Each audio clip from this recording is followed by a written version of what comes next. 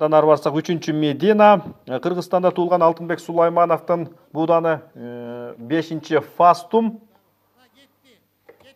6 жаштагы Россияда туулган Иса Өмүркулов. Ошентип, биз көрүп тургандай чү дегенде эле 2-чи 1800 метр аралыкка болгон жарыштагы башталуу болуп турат. Биз көрүп тургандай 5-чи катар санындагы Фастум аттуу аргымак ошол өз ордунда тура албастан бир аз артта калып калды. Анткени менен эми биз көрүп тургандай алдыга 4 аргымак сурулуп чыкканына ортоктош болуудабыз. Табылдага ушул кыска аралыкка болгон жарышуу жаңыдан бизде жайылтылууда. Ушул оюндар эмнеси менен кызык жана чындап эле мунун келечеги канчалык кенен?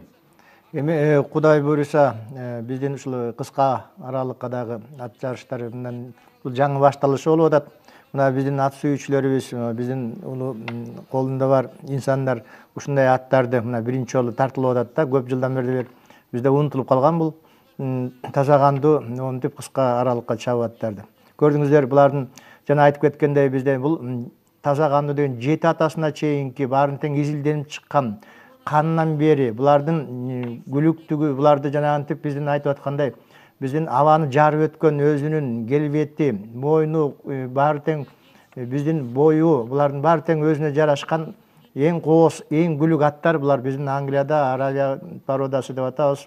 Ошондой күлүктөр чабылып атат. Кудай буйруса бул бизде кайрадан жанданат деген ойдобуз. Ооба, дейинкиси бул Англиянын таза кандуу жылкылары 17-кылымда чыгарылган араб жана акыл-текен аргымактарынын аргындаштырылгандыгы экенин да көбүңүздөр жакшы билесиздер. Ал эми жарыштын өзүнө келе турган болсок, 1800 метр аралыкка болгон жарышууда 2-чи катар санындагы казакстандык Ардак Абиркуловдун Хопитис аттуу буданы 1 мүнөт 50 секунд менен мара сызыгын биринчи кесип өтсө, экинчи 7-чи катар санындагы Айлендер Уаны түркиялык Севки Адалинин аргымагы экинчи болсо, 3-чү орунду эмгектин, ишкерлердин майрамыңыздар менен сиздерди чын жүрөгүм менен куттуктайм.